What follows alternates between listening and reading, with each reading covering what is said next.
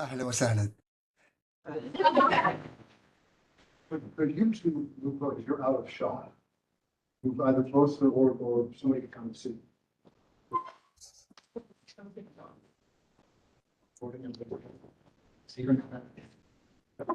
Oh, yeah, there we go. You're coming into shot. All right, I see you now. So I now see Are you, five down the right side and four down the left. Is that everybody? oh, there's six. Pick on one side. You guys are going to have to like each other and get closer.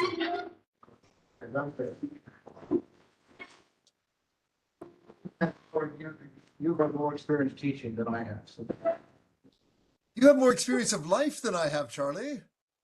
depends on what you call life. Now, I'm going to explain, this is a class about the history of resistance. The history of resistance to foreign occupation. We began with the Arab Revolt of 1916. We then went on to the Iraqi revolt against the British in 1920. Now on the Syrian revolt, and we're going on of 1925, then we're going on to the Palestinian revolt, 36 to 39. And then we've also the French resistance, the Algerian resistance.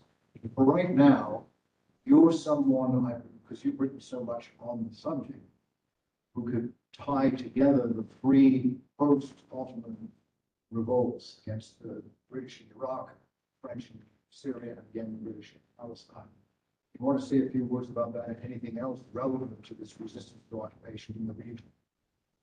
Yeah, with pleasure. Let me get us started, and then I'm hoping that we'll go very quickly to your questions. It's always been my experience that when you ask a question, it's about something you actually would like to know about. And so when I talk about that, you're interested. Whereas if I just start lecturing at you now, I'm going to lose you. And while I'm delighted to be with you in the campus of one of my favorite universities in the world, you guys don't know how lucky you are to be at the AUB. It's not nearly as much fun doing it on screen as it is being there in the classroom with you. So, Mish Mahsoube, this is definitely not good enough. Okay, Charlie, scrape some money together next time so I can come talk to your class in person. But let's get started, because I think what we say about Syria will, right through the years of the mandate, apply in very interesting ways to Lebanon as well. And France's very critical relation to the development of nationalism, to state formation, to encouraging resistance, and to the very complex and problematic relationship that France has with its former mandates in the Levant, Syria, and Lebanon, right down to today, where someone like Emmanuel Macron will visit Beirut and will act out of a sense of historic responsibility in addressing things that have gone wrong since France made such a bad job of being an imperial power. And if you think I'm being unduly harsh on the French, I promise you what I have to say about the British would not make you wish that Lebanon and Syria had been under British mandate. They were all bastards.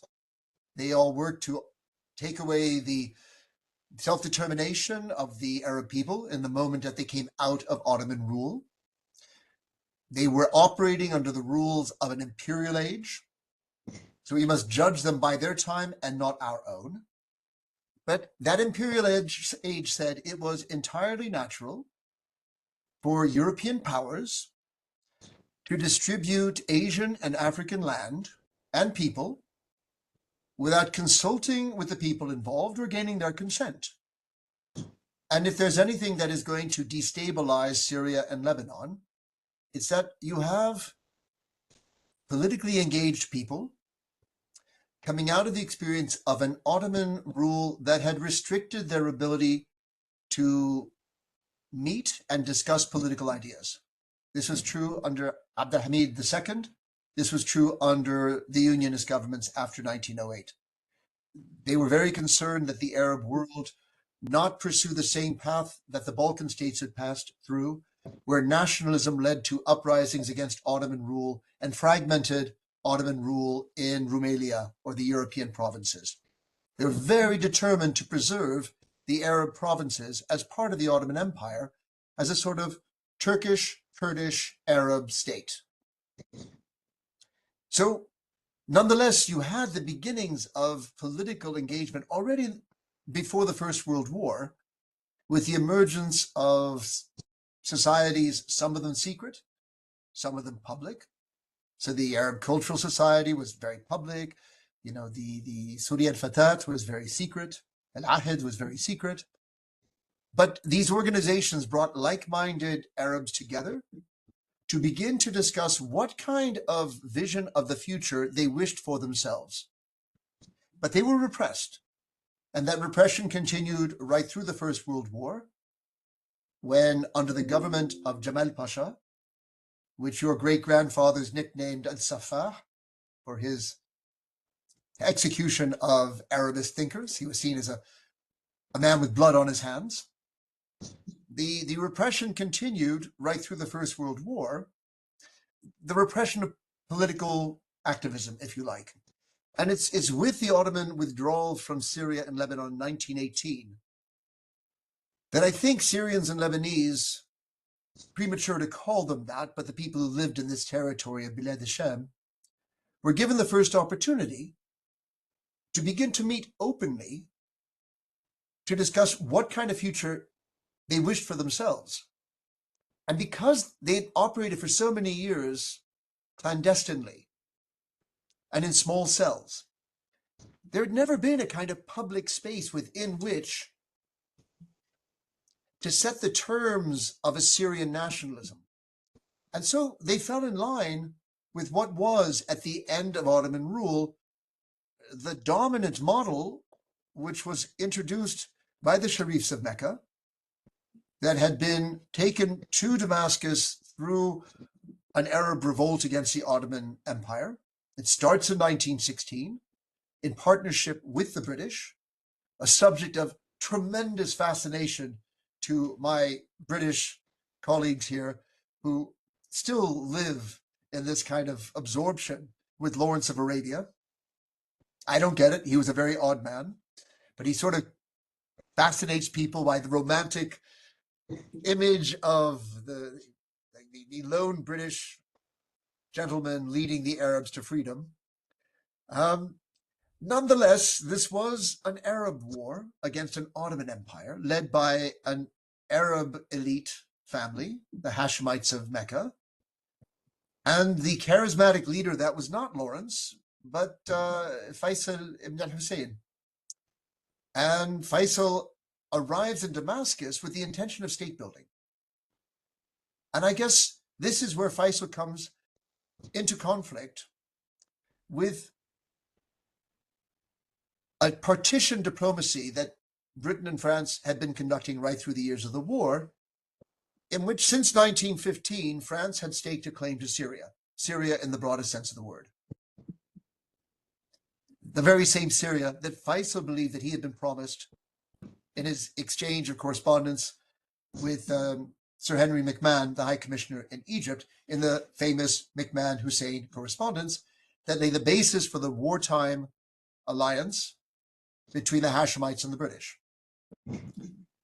And with the arrival of Arab forces in Damascus in October 1918, the French are confronted with a very unwelcome reality of an Arab vision of Arab statehood that is not part of the French Empire.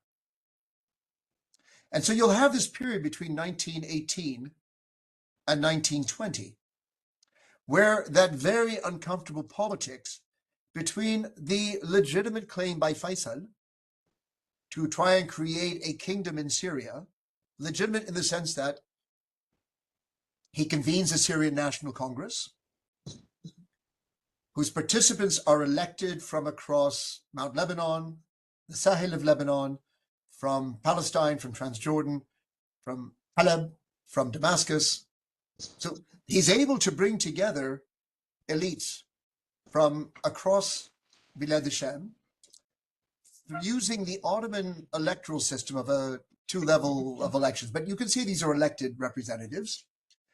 And they began to make claims for the independence of Syria within its national frontiers, that were then to be ratified in meetings with the delegation dispatched by the Paris Peace Conference, headed by two Americans, well known to you all, King and Crane, who would write a report and make the claims that were put to them by the majority of Arabs, calling for self-determination, rejecting French or British rule over them, rejecting the promises of the Balfour Declaration. That was an ambulance. And yet, when France decides to act in July of 1920 to claim the territory which had been promised to it by the British through their wartime partition diplomacy, like Sykes-Picot and like San Remo, the Hashemites are not able to mobilize a particularly strong resistance. The numbers that mobilize to stop the French in Han Saloun, as you know, are insufficient to block the French drive to Damascus, to topple Faisal, remove the inconvenient king from Damascus, and set about creating a mandate under French rule, where the French saw the mandate as a new category of colony, not at all a commitment to helping the Syrians or the Lebanese towards self-determination and independence. France, like Britain, entered the Middle East in 1920 as mandatory powers, imagining that their empires were going to last for generations. They probably thought for centuries. They did not know what you know, that they would get a little over 20 years, a little more than one generation, and it would all be dust. But this is what's driving the people operating in the French mandates in their imperial age. And as I said, not for us to judge them by our values today. We must see them for what they were. So against that background, we ask why the Syrians took so long to mount a nationwide revolt. You've already outlined for us, Charlie, that you've talked about what happened in Iraq in 1920. I'm sure before that you will have talked about what happened in Egypt in 1919.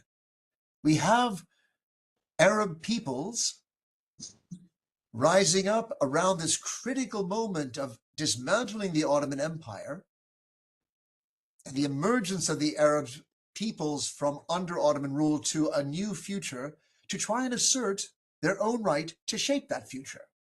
And as they found themselves blocked by the British in Egypt, Saad Zaghloul trying to send a wafd or a delegation to attend the Paris Peace Conference and put Egypt's legitimate demands to the peacemakers in Paris.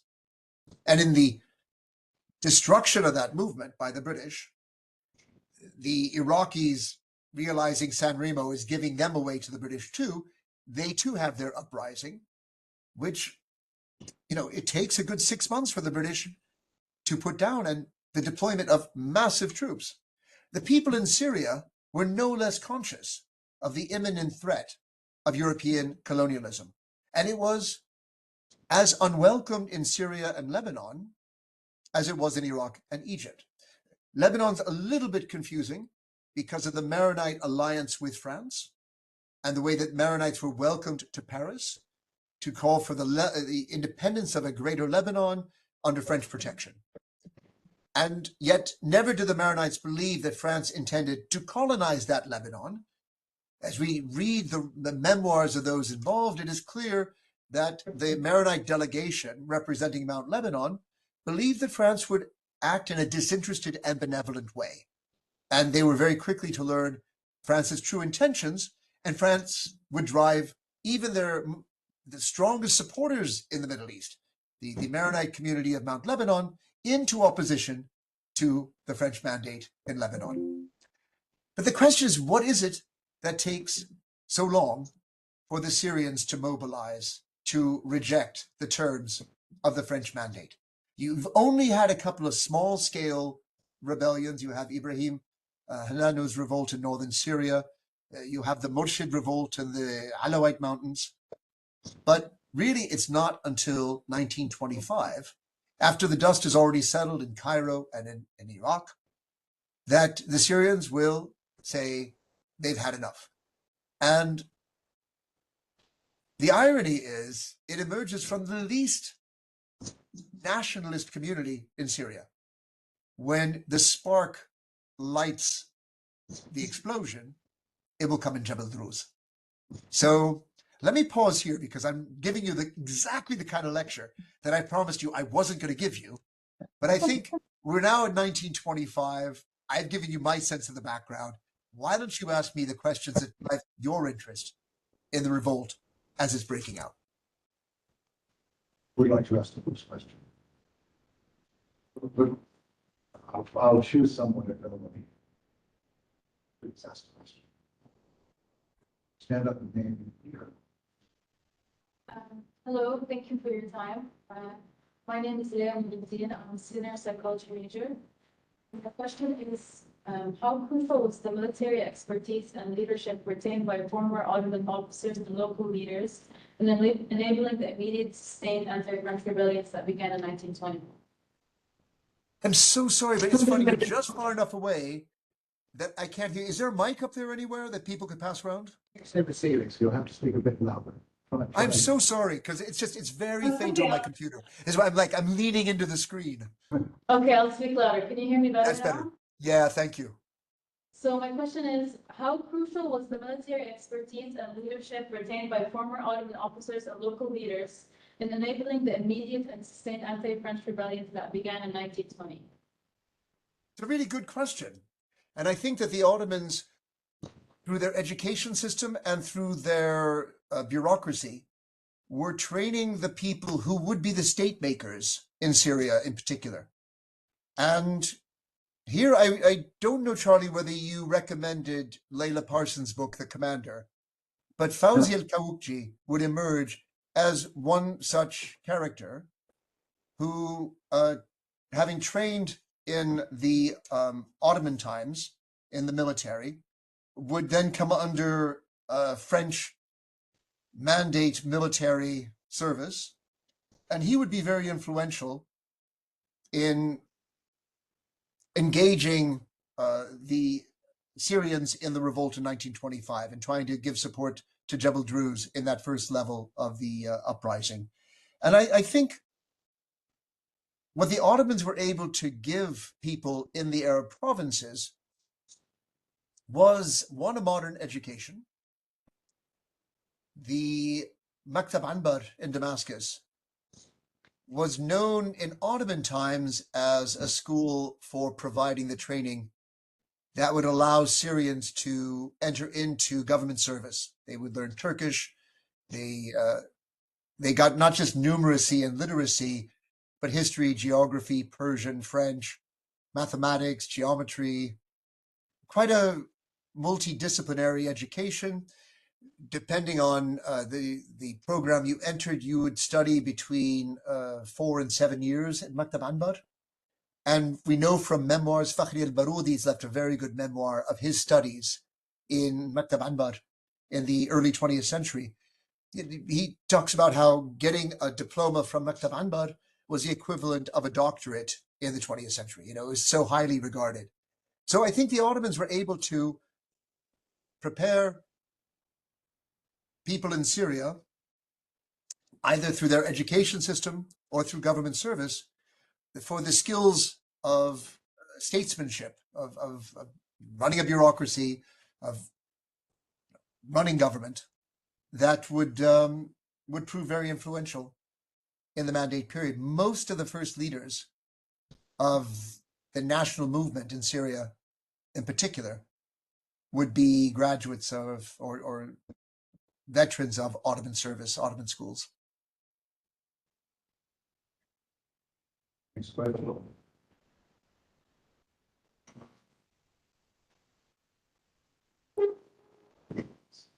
Hi, Professor. My name is Mana Mokallid. I'm a first year Medlab student. I wanted to ask, how did you manage to balance the Arab, Ottoman, and foreign perspective and structuring such a complex period of time? So it's such a diverse perspectives in one structure missing. So how did I manage to balance? The different perspectives between the Arabs, the Ottoman, and foreign and the perspectives in one structure missing. I think if you go to historical method, this is what we try to achieve in our research. In other words, we take a complex situation, we look at who the protagonists were, how many different parties were involved in this transition from Ottoman to Mandate rule. And then you're looking for the range of sources that will allow you to see the problem from the perspective of the different protagonists. So, in writing my book, The Arabs, I very deliberately privileged Arab sources because I felt there was a need, particularly for Western readers, to try to understand the Arab experience of modern history.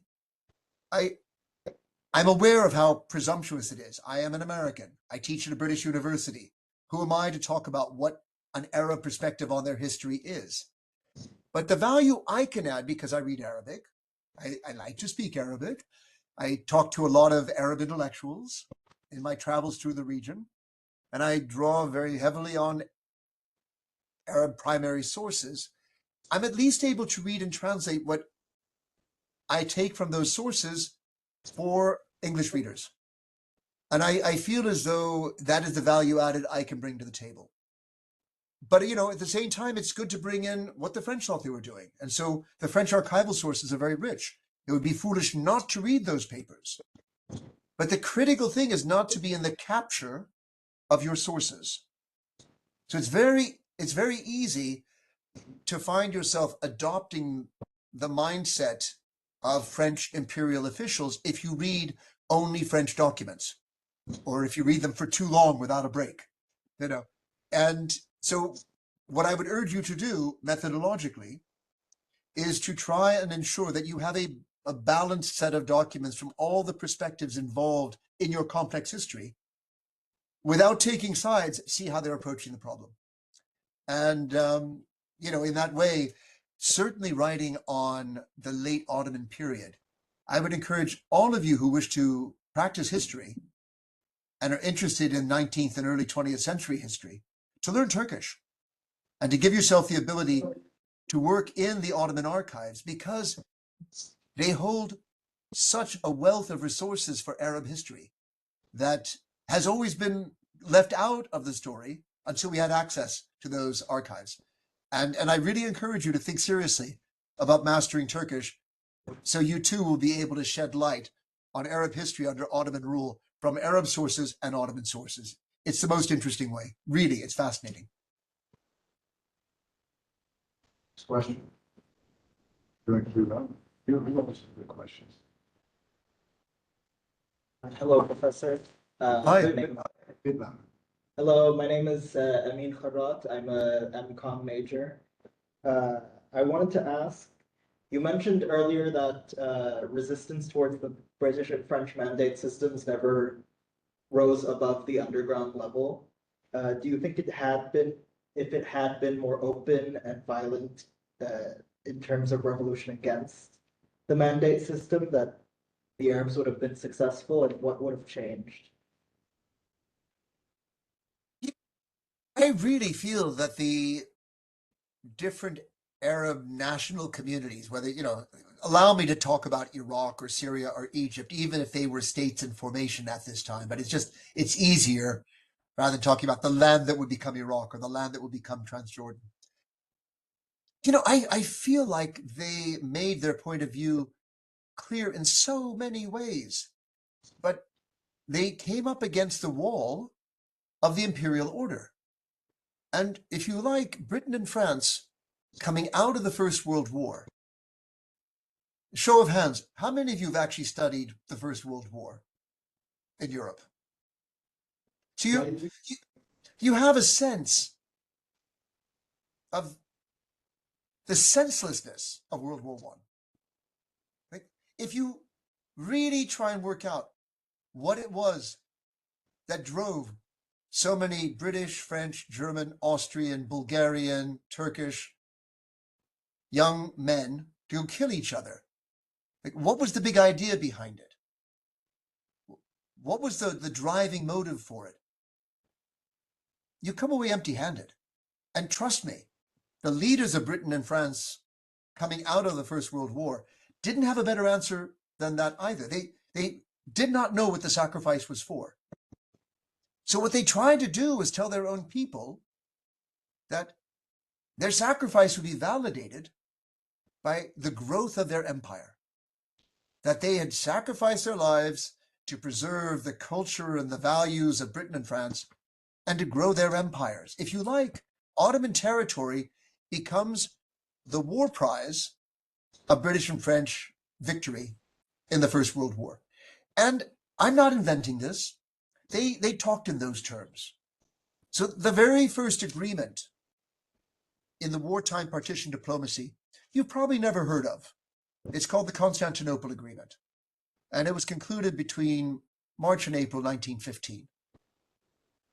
And this was when the Ottomans, having entered World War I on the side of Germany, the Ottomans found themselves at war with Britain, France, and Russia. And Britain, France, and Russia were determined that they were not only going to defeat the Ottoman Empire, they saw it as a very weak country that would be very easy to defeat, but when they defeated it, they were going to preempt any future conflicts between the imperial powers by agreeing on how to partition the territory of the Ottoman Empire. So they were going to take the Ottoman sick man of Europe, they were going to murder him, and then, Khashoggi-like, they were going to dismember him. By the time the Arab world emerges from Ottoman rule, they are facing a Europe that has agreed the terms of this dismemberment. They have presented the expansion of their empires to their own people as war prize. The story I was going to say was that the Constantinople Agreement was Russia who begins the partition diplomacy and asks for Constantinople. The Russians wanted to take over the Ottoman capital. It had been the Byzantine capital before, until 1453. They wanted the straits of the Bosphorus, the Sea of Marmara, and the Dardanelles. That would give them a direct link between the Black Sea and the Mediterranean, and they wanted territories in the Caucasus. And France's response was to say, we will concede to Russia, Constantinople, the richest prize of the war. No joke, French words. So from the very beginning, they talked about partition and the distribution of Ottoman territory as war prizes. And against this, Iraqis, Syrians, Lebanese, Egyptians found it very difficult to talk their way towards independence. And here I think all the British and French understood was violence. It's usually the other way around in the colonial context, where the imperial power says, the only thing these crude people in Asia and Africa understand is violence. But it was actually the opposite that was true. If you wish to change the imperial formula, the only way that Arab peoples could do so was to make empire expensive. And a massive nationwide uprising forced the imperial power to deploy tens of thousands of soldiers at very great expense, and then come to the negotiating table. So, having watched Egypt try it and Iraq try it, I think the Syrians were a little resigned at first. And it would only be the point where building resentments explode. And those resentments build right over the first 5 years of the French mandate in Syria. They start with the ways in which the French, rather than creating an autonomous self-governing institution for the Syrian people or for the Lebanese people, is ruling Syria more directly by high commissioners in an imperial sort of way. And this is particularly a problem for the Druze community in Jebel Hawran, or Jebel Druze, because the French tried to displace the leading Sultan al-Athrash, the leading sort of Pasha of Jebel Druze. They tried to promote a lesser member of the Athrash family to rule the autonomous Druze area on their behalf. And of course, it was impossible for a weaker member of the Turshan to rule above Sultan Pasha al-Athrash. No one would. And they put in place a young idealist named Carbier, who will try and bring liberté, égalité, and fraternité to Jebel Druze in a very heavy-handed way. And the Druze leadership goes to complain about this in Beirut, where the High Commission was based, and they're not even received by the High Commission's office. And so they return home offended, insulted, angry, and ready to rise up. And in so doing, they have the freedom. They're armed. They are in a rural, marginal part of Syria. They are unsupervised by French forces in the same way that, let's say, the political elites of Damascus were. They have the freedom to rise up in rebellion that the big cities in Syria under stronger French rule did not. But when they did rise, all of the resentments that had emerged in Damascus, in Homs, in Hama, in Halab, rise to the fore, and you'll see that a chain reaction is set off by the uprising in Jebel Druze, and this chain reaction will take place over the next 2 years. But, you know, they certainly tried by all means possible to persuade the French to let them rule themselves.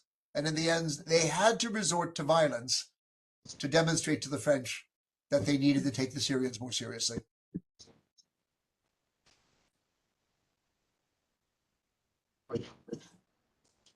Hello, Professor. Hello, Professor. I'm Yash Lush. I'm a third year computer engineering student, and I was wondering, so with Mr. Glass, we learned that Lawrence didn't really know of the plan to divide the Arab world and the Middle East between the French and the British. So I was wondering, do you think that the Arab revolt would have still happened had they known that they would be just a change of colonizer rather than a fight for independence? Do you think they would have been happier under Ottoman rule rather than under European rule? Again, a really good question. One of my favorite muzakirat that relates to the Thawra al-Arabiya al-Kubra is by a guy named Muhammad Ali al-Ajluni. You'll have it in the library. It's a really interesting memoir. It's quite long. And he was a lieutenant in the Ottoman army. He's from the sort of southern part of the Hawran, now in the north of Jordan. And he had been based in either Adana or Tartus. No, not Tartus. Adana or Tarsus, but up in sort of the frontiers between Turkey and Syria.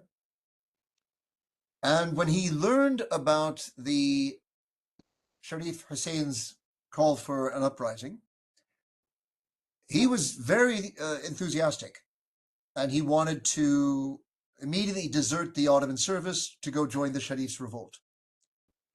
And he talks about it with his fellow Arab officers. And he describes the atmosphere among Arab officers in the Ottoman army. They all sat together in the dining room. They wouldn't sit with Turkish officers. They found the Turkish officers were racist against them. They made racist references to the Arabs about being dark or not being advanced or civilized. They wouldn't pray next to them in the mosque, he explains. So he describes Arab officers who felt alienated from Ottoman rule. And from where they sat, they could see Armenians that were being marched from eastern Anatolia on their way towards the Syrian desert, toward Deir ez-Zor. They were in terrible condition. Many of them had already died or were dying. So he was appalled by that. And at the same time, he saw lots of Syrians who were being sent into Anatolia in exile by Jamal Pasha in Syria. So all this is contributing to a growing sense of disenchantment with the Ottoman Empire. And he responds to the Sharif's call with enthusiasm.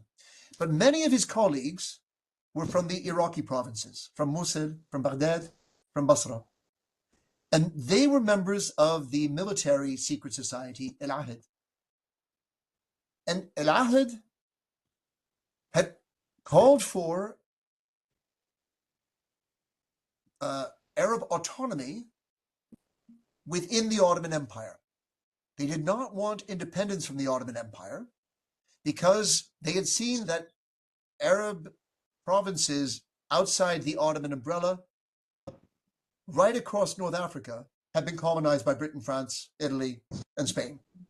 So they knew that if you came out of the protection of the Ottoman state, you were vulnerable to colonization.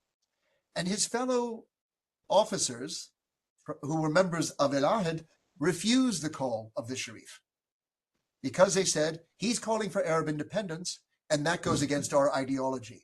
And in the end, it was only Muhammad Ali al-Ajluni who deserts. And then a lot of his memoir talks about, going into civilian clothes, making his way through Syria, down through Transjordan and into the Hejaz to join up. And he eventually does join up with the Arab forces. And then he tells his experiences with the Thawra al-Arabiya and all. But it was important to me to read about those debates, because in answer to your question, it suggests to me that probably more people in the Arab world would have preferred to stay with the Ottoman Empire, but to negotiate a better position for Arab citizens of the Ottoman Empire. And as you will know, there were many visions that were then in circulation. You had La Markaziyya as a sort of decentralization where more autonomy would be enjoyed in Arab provinces. You had others who argued for a kind of a dual empire on the Austro-Hungarian model, that you would have a sort of Ottoman Arab empire, where perhaps Khilafah would devolve to an Arab based in Hejaz, and Sultana would stay with the Sultan, who would have sort of, governing power, and that you would have in this way a joint Arab-Turkish state in the Ottoman Empire. There are a lot of different ideas in circulation, and people were not satisfied with the suppression of Arab culture, of Arab political rights in the Ottoman context, but they'd rather the Ottoman solution to reform the Ottoman Empire to their advantage than risk European colonization. Others threw their lot in with the Europeans and came to believe that the Ottomans were so hostile to Arab aspirations that there was no future. And so those ones then sided with the British, hoping that the British would deliver statehood to them. Ultimately, that's the Hashemite position. And all those who follow the Thawra al-Arabiya al-Kubra, in a sense, fall in line with that vision. But it definitely was not a majority movement in the terms of the First World War. I would have said those willing to go with Europe against the Ottomans were probably the minority, but it's just my guess from reading the sources. I couldn't say that with more confidence. Thank you so much. Next question. Stop hiding. Yeah, Please. hello, Professor. My name is Ramis Ganj, and I'm a computer science student. First of all, I wanted to tell you that your Arabic sounds really good. The accent sounds good. Good parrot. Surprisingly good. Yeah. I have two questions. So first of all, as you just said now, so like the Hashemites and a lot of people, they were expecting statehood from the British or from the French, and then you said they got hit by reality in a sense. I just wanted you to expand more on what were the British and the French implementing or trying or working on implementing that was like that felt like colonization in a sense. Like, were they collecting taxes? What projects were they trying to build that was building that resentment? And my second question, if you have time, or you can decide which question to pick, is what do you think about the situation today in Bilad al-Sham, or like in Syria or Lebanon? Because it feels like we transitioned from an Ottoman Empire to temporarily British or French mandate. Now it seems like independence, officially it is independence, but it does not feel like it as from like all the wars, and it doesn't feel like it's real Levantine independence. So I wanted to know what you think about this question as well. These are excellent questions. I'll take them in order. I'll take them both. I'll try and be brief so we can get more questions in. And I warn, I'm going to have to go a little bit after 2:30 my time, 4:30 yours, just because I've got a tutorial. So we might run over by about 5 minutes, and we'll have to keep it to the hour, I'm afraid. To the first, remember that Britain and France entered the Middle East as mandatory powers. So this wasn't meant to be imperialism. The mandate system, stop me if you know all of this, but the idea was you were to help newly emerging territories to statehood in a kind of tutorial system where an experienced, advanced, mature government, Britain and France, would take new states emerging from the Ottoman Empire and give them all it took to run their own affairs. And the idea was this was meant to happen, maybe in 10 or 20 years, not more than that. Britain and France went about their mandates differently, but they were both equally held responsible by the League of Nations. And they had to report each year on the progress they were making in helping transition their mandates towards independence. And that meant you had to endow these states with an executive authority. The French bring republics to Syria and Lebanon. The British tended to favor a monarchical solution. You had to provide these countries with the rule of law, starting with a constitution and then creating a judiciary and all of that. There had to be a bureaucracy so you could do the tax collecting that you're referring to. You had to put in place the institutions of statehood. And look, at some level, it wasn't a bad idea to have a disinterested country with a lot of experience in governance help newly emerging states to make, sound government. But they weren't disinterested parties, Britain and France. The British, in a sense, were looking for managerial solutions. And they found it in their partnership with the Hashemite family, going back to the Arab Revolt, going back to their shame and disgrace, and abandoning Faisal as he was toppled from his kingdom in Syria, and they put him on the throne of Iraq instead. His brother, Abdullah, is put on the throne in Transjordan. Sharif Hussein is left in charge of Hijaz. He passes that on to his son Ali until the Saudis overrun the place when the British let the Hashemites drop. And the British were very happy to allow Abdullah and Faisal develop the institutions of real statecraft, a real monarchy, a real cabinet with ministers in charge of different portfolios to create the systems of taxation and all of that, because they were able to identify what their imperial interests were. It has to do with things like, air transit rights for, air corridors for increasing communications between Egypt and India. It had to do with oil in Iraq.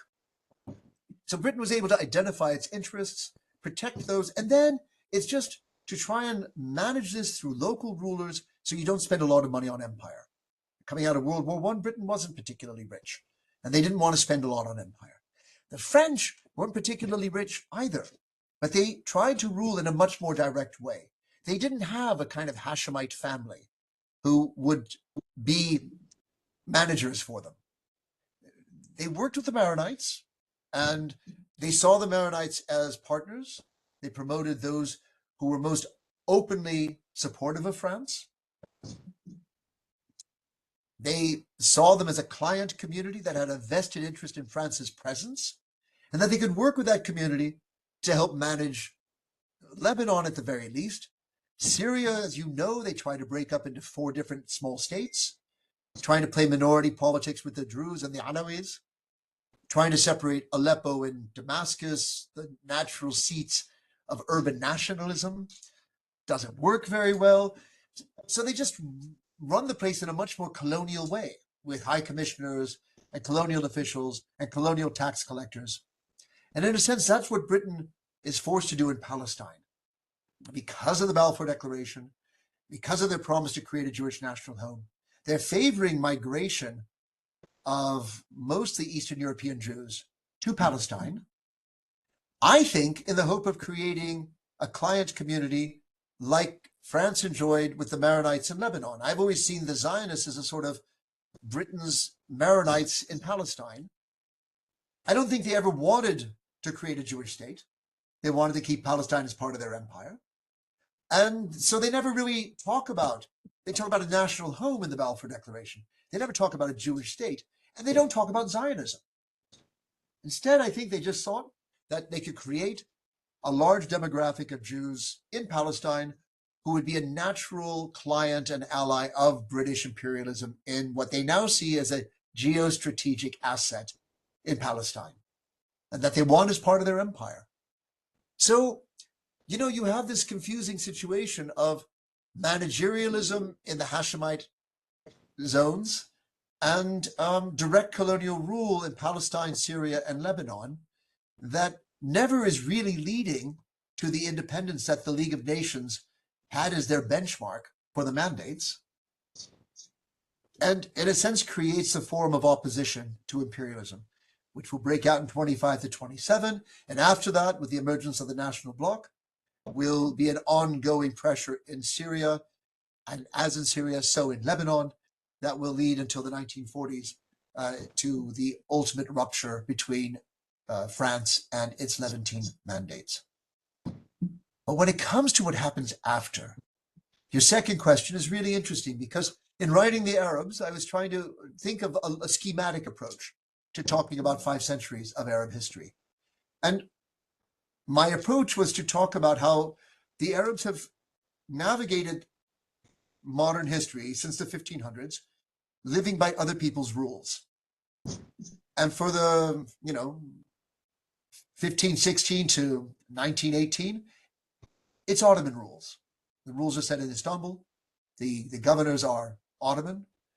The rule-making center is Istanbul. It's not Cairo. It's not Damascus. It's not Baghdad. And in the course of the 19th century, increasingly new ideas and technologies give Europe more power over the region.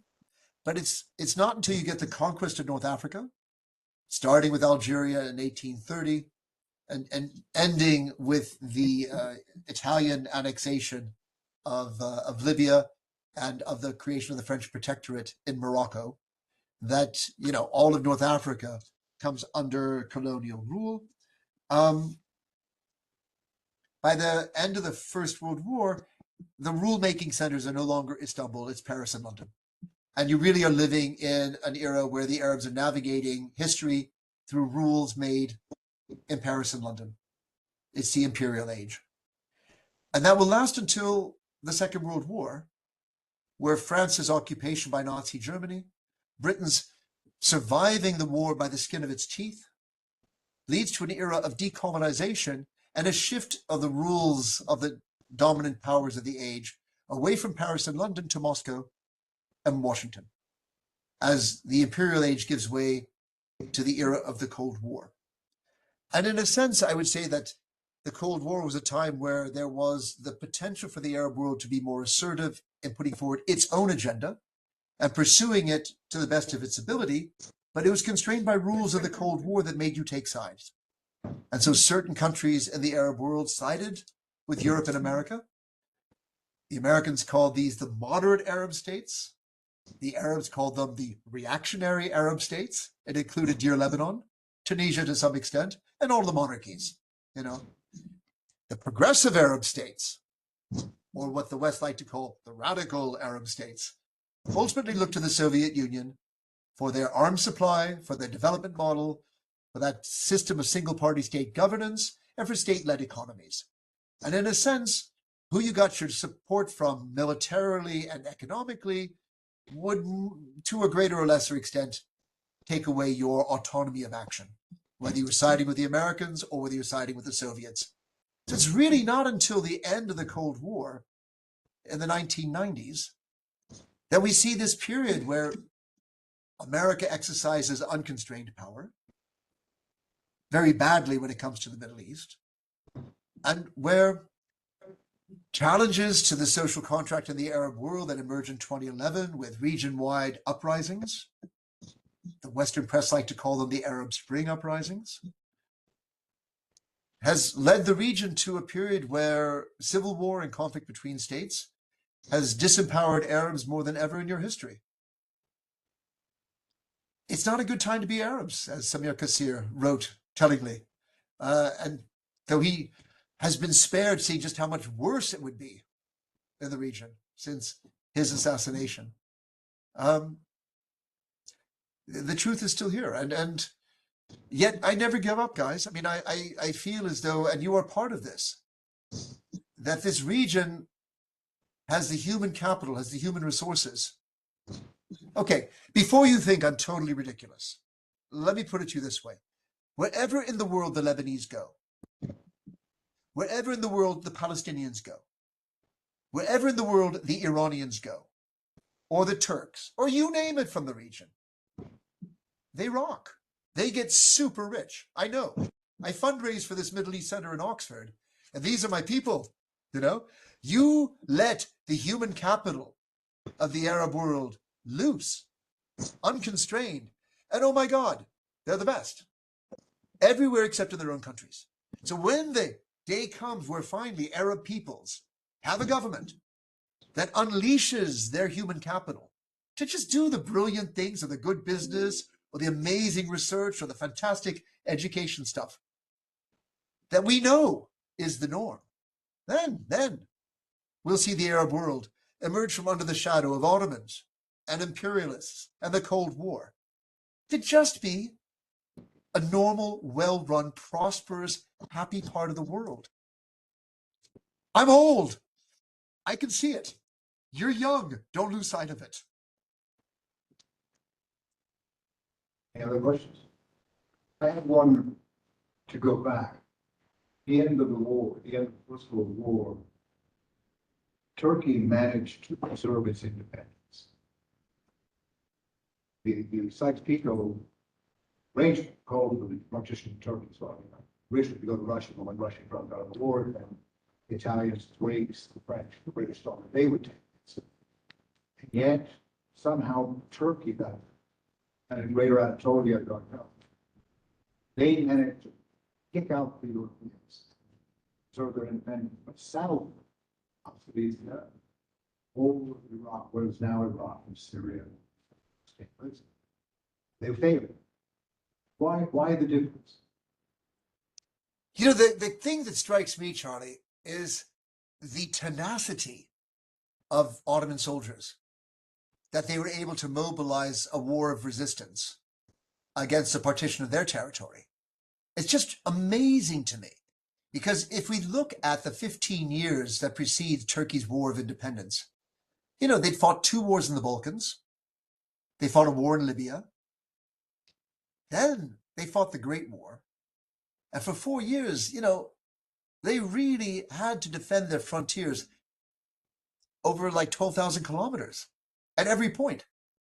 And though they were written off by the Entente powers as the weakest of the Central Powers, you know, they thought that the Ottomans would be the first to fall.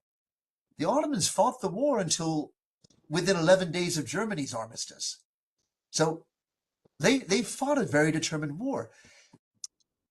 And you would have thought by the end of that, after Libya, Balkans 1, Balkans 2, all the Great War, khalas, there's no fight left in the Young Turks, right? And yet, all it took was the idea that the Greeks were able to walk up from Izmir deep into Anatolia and carve out that territory as part of the Kingdom of Greece to motivate a kind of defense of the homeland that needed a leader. They had that in Mustafa Kemal Atatürk, who had respect because of his war record in the First World War. He was a recognized hero from the campaign in Gallipoli and after. He was sent by the Ottoman government to demobilize soldiers.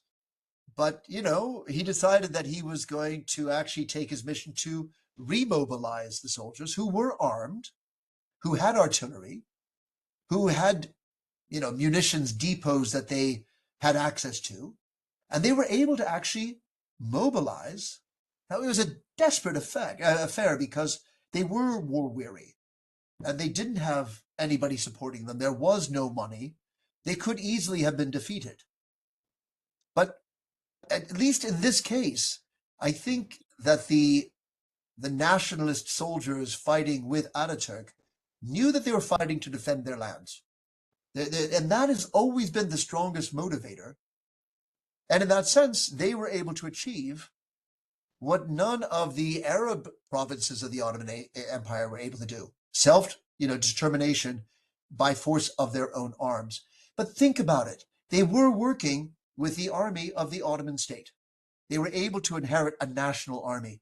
Iraq didn't have a national army. Syria didn't have a national army. There was no armed force or munitions depot to sustain a long-term mobilization. And I think that's the big distinction between, there are many distinctions between what the Turks were able to do and the way in which the Arab world falls under European colonial rule. The coda to that is that there was a lot of interaction in northern Iraq and in northern Syria with the Kemalists. And they definitely inspired resistance among Iraqis and Syrians. And I have a Turkish student here working on his doctorate on just this topic from the Ottoman archives. And it's utterly fascinating seeing how the anti-imperial politics in Syria and Iraq is finding a natural ally in the Kemalists. The borders as we know it and the frontiers of the states that we have were not necessarily written in stone. If you look at 1920, 21, 22, it was much more in flux than we might think from today's perspective. But yes, a fascinating, turn of events that the partition imposed by the Treaty of Sèvres in 1920 on the Ottoman Empire backfires, and they're the only state that will force the victorious powers back to conference to renegotiate the terms of the peace in the Treaty of Lausanne in 1923, recognizing the Turkish Republic in its own frontiers. No mean accomplishment. Thank you very much. We're very glad. Extremely enlightening. Thank you. Thank you all so much. Really fun talking to you. But like I said, it doesn't count. I want to be back in Beirut next time. All right. Wasalamat Beirut. Give my love to the city. My old hometown, by the way. I had 5 years in your city and I miss it still. So, Charlie, thank you for the invitation. Hope to see you here soon. Thank you. Bye-bye.